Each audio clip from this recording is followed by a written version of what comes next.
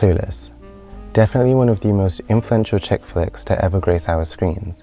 Debuting back in 1995, it follows 16-year-old Cher, a rich girl with a love for all things designer.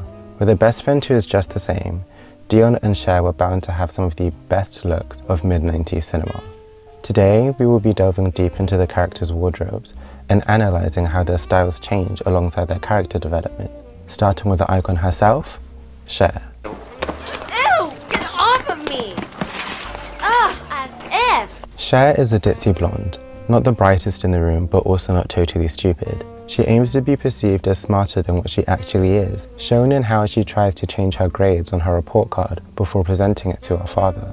You mean to tell me that you argued your way from a C+ to an A-? Her desire to be seen as more academic is shown in the opening scene, in which she is wearing a frilled white button-up blouse, a black velvet blazer, accessorized with short power earrings and white French tip nails, none of which are items of clothing that would have been popular for her age demographic at the time. All these items put together make something akin to a female power suit, possibly inspired by her father's line of work with him being a lawyer. Daddy's a litigator. Those are the scariest kinds of lawyers. The matching two-piece set is something that is again reiterated in one of her following outfits, probably the most memorable of the entire film. The matching bright yellow miniskirt and blazer remind us that Cher is still indeed just a girl, aiming to still have fun in her youthful years. But this is contrasted with the tartan pattern that's adorning the ensemble, a check usually associated with British prep and academia. This, in my opinion, is actually one of her best looks because it summarizes her character up perfectly. It shows that she is still trying to balance her youth with a bright color, but the tartan also shows that she's taking note of her oncoming years and the fact that she will be faced with more responsibility. She needs to start thinking of her future career choices, and she's self-aware in that. I'd like to see you have a little bit of direction. I have direction.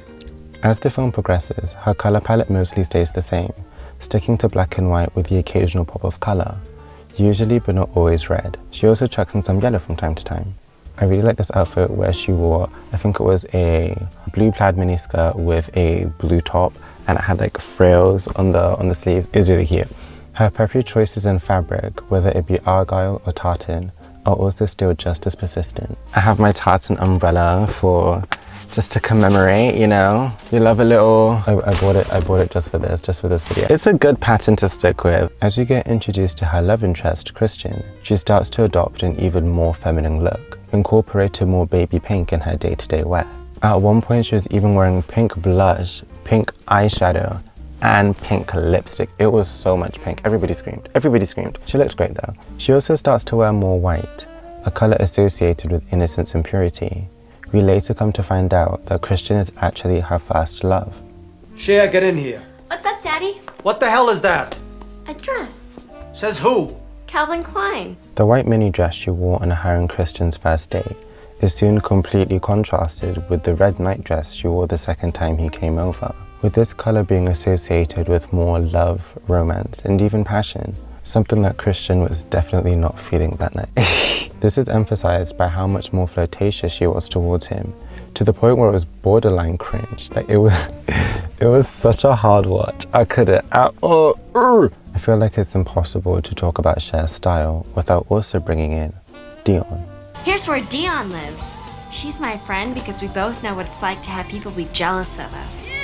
Dion is similar to Cher in many ways. It makes sense that they're best friends. It's mentioned by Cher that Dion has a far more daring approach to fashion than her, which really isn't entirely false. They share a common love for shopping, and Dion and Cher are matching more often than not. The two of them having such distinct styles compared to the rest of the school just emphasizes their coolness and their popularity. Nobody else in that school looks or dresses like them, even though Amber does try from time to time. No shade, no shade. Cher, ain't that the same dress that you was wearing yesterday? However, what I like about Dion's dress sense is that she incorporates her black heritage along with her preppy style. For instance, the hat. A vital accessory to many older African American women that attend church. The hat is a quintessential accessory to the Sunday best attire, in which they would turn up to the pews with hats that matched their ensemble. This is my favorite look of Dion's for this exact reason. You never see my generation wear hats like this anymore. I feel like we should bring it back. It was so grand. Like the brim would be out here, you know, put it to the side a little bit. It was a moment. Her Beverly Hills lifestyle and her black heritage have really found an equilibrium within her wardrobe, and she pulls it off flawlessly. Dion's wardrobe also seems to be more versatile than Cher's, having more trousers and jeans for when she wants to dress more casually. And she isn't afraid of experimenting with different patterns, fabrics and colors. She cares about how she looks, but she isn't as caught up in her image. She's willing to tone it down if needs be, but she will always look good. She also wears braids throughout the entire film, and at one point even put a bandana over her head, again nodding to black 90s streetwear culture.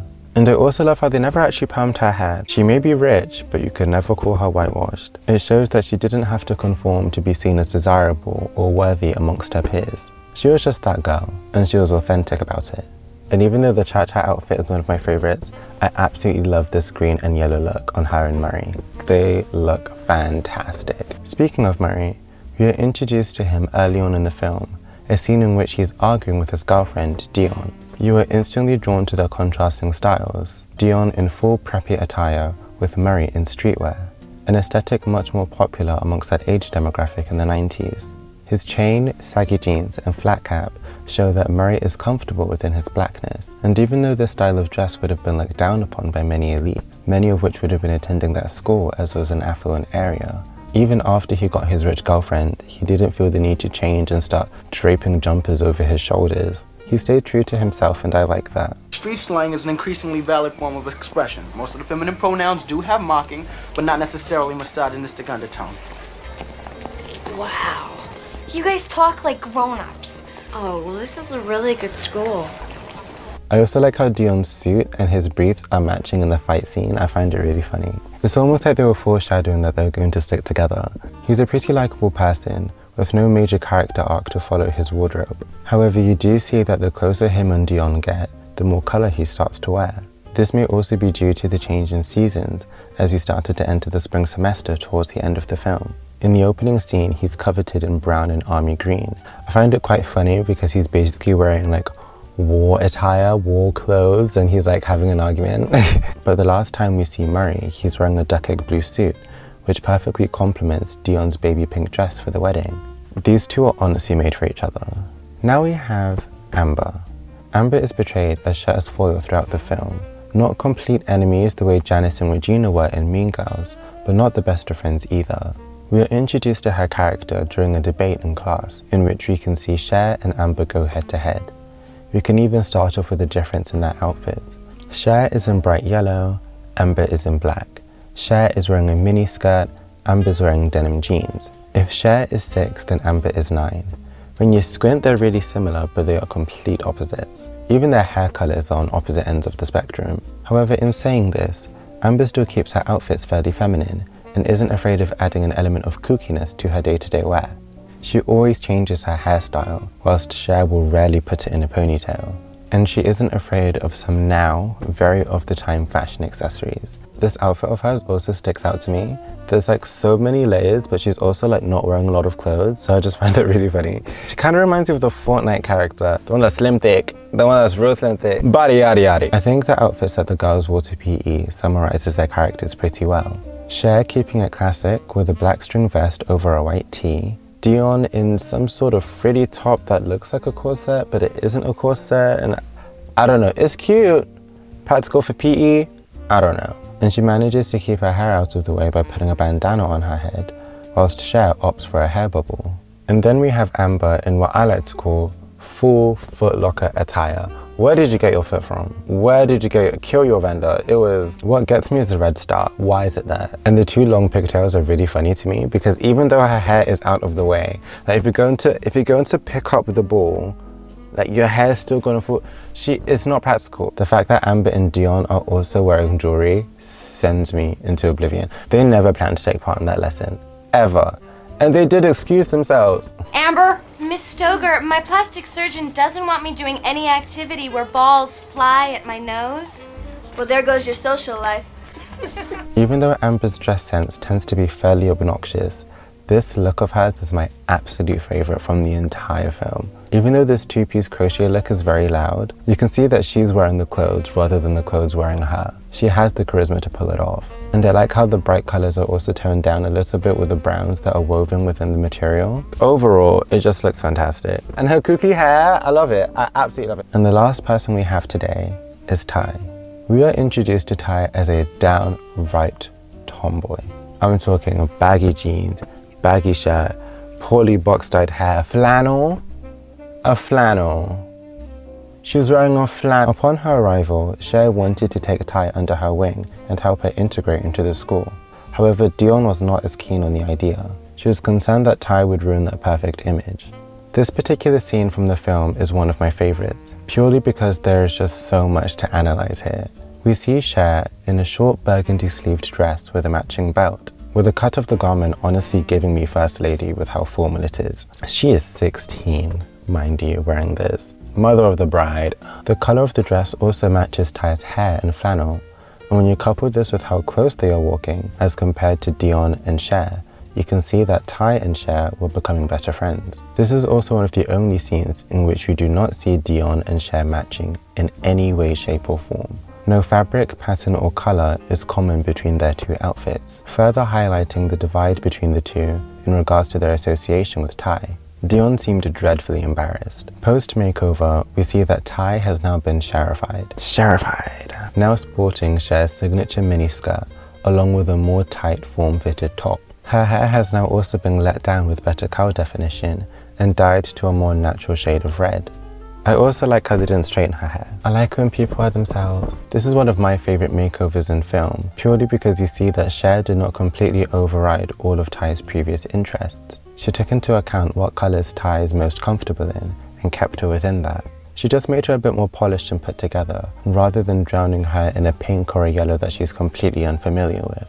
I feel like if I knew a Ty in real life and I saw how she dressed beforehand and how she was dressing now, it would make perfect sense to me. It's a perfectly logical fashion progression for her character. I also just want to talk about how hilarious this picture is. Like, even in athleisure, Cher is still wearing argyle. She's committed. She's so committed to the bit. Where would you even find that? She's hilarious. Now, this is the first scene where we see the three girls walk into school together. We can see that Cher and Dion are now back to matching, both wearing burgundy prep dresses, with Cher's appearing to be corduroy and Dion's velvet. I honestly want to know if they have like a WhatsApp group or if they like FaceTime every single morning. The headband, I think they buy two of everything. I genuinely think they buy two of everything. We also now see Ty.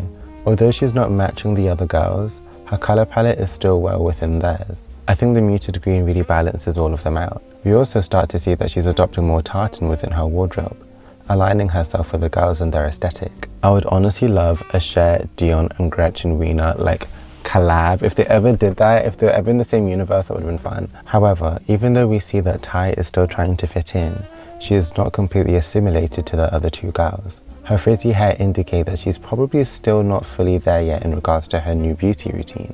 At this point of the film, she is still trying to align herself, but overall, cute fit. And the tights are fun. Colored tights, whatever happened to color? Watching this film, it made me realize how many really kind of like niche fashion things there were that have kind of just like fallen by the wayside. Like colored tights, what's up with that? Double belts. We forgot they existed, but like when you see pictures, it's like, oh yeah, double belts were a thing, belts over the jacket. Her original love interest was this man here, some quirky looking homeless skater guy. I think, was it Travis? He looks like a Travis. I think it was a Travis. He was definitely much more her speed when she arrived at the school. And then during a party, Ty turns up in, I don't even know what to call this outfit. Like, I'd say this outfit is a peculiar balance between her older, more thrift store aesthetic and her newfound preppy femininity. The mismatched denim and floral fabric on her dungarees, undercut with a salmon t-shirt and topped with a sheer blouse, does not make any sense to me. Even saying that, my brain had to be like, Leo, did you really, is that what was on the screen? It's given unfathomable, but I think this was actually intentional for her character because it shows that she's still trying to balance the old and the new. Her hair looks cute though. I will give her that. Later on in the film, Ty's newfound popularity begins to get to her head when she then publicly embarrasses Travis after he reciprocated feelings for her. Could you shove down a little bit? No. Hello. Don't the slackers prefer that grassy knoll over there? she started to grow feelings for Cher's stepbrother and began to become a more arrogant person to all the people around her. We see that at this point of the film, she's adopted the whole pink preppy aesthetic, wearing a matching checked tweed two-piece, a pink fitted t-shirt and headband to match, fully aligning herself with Cher and Dion as that was their signature. This could denote her everlasting changing character due to her newfound popularity. At this point in the film, her only objective is to appease Cher's stepbrother, who mind you is creepy if you've watched the film. This is also the time where we get the iconic line, "You're a virgin who can't drive." Now we have one of Ty's final looks. If you look at her top, we see that she's gone back to wearing more masculine colours and patterns, however in a far more fitted and feminine cut. This is also the point in the film in which she reconciles with Cher and also begins to start dating Travis. She's returning to her old self again. We see that she's adopted clothing advice from both Cher and Dion in regards to not looking a total mess. However, she is now staying true to her original self, wearing more laid-back jewelry such as her beach necklace. But those diamond stud earrings? She is not getting one of those anytime soon. Her authenticity carries through to the last scene, in which we see her wearing a blue dress whilst Cher and Dion are both in pink. We've seen her try be girly, pink and feminine, but we all know what that did to her character. At this point in the film, her character became far more rounded, and honestly, so did her wardrobe. I personally think that Ty had the most interesting wardrobe development, and that makes a lot of sense because her character development was just as drastic. Overall, I think that the costume designer Mona May did a fantastic job dressing all of these characters. They are all extremely well thought out and more than what meets the eye. I think my favorite hidden tidbit is Dion's suit matching Murray's briefs. Like that is it's so specific. Who thinks of that? Who thinks of that? If you haven't watched Clueless already, then that is your homework for this week. Don't forget to like and subscribe and comment down below what your favorite outfit was from the entire film. Again, my personal favorite, Amber's crochet look. She looks delectable, fantastic even, with Dion's church outfit being a second and Cher's blue outfit being a third. I like the sleeves, it's fun. I'm a sucker for fun sleeves. I am a sucker for fun sleeves. Let me know down below what film you want me to do next. I hope you enjoyed today's video, and until next time, I guess. Au revoir!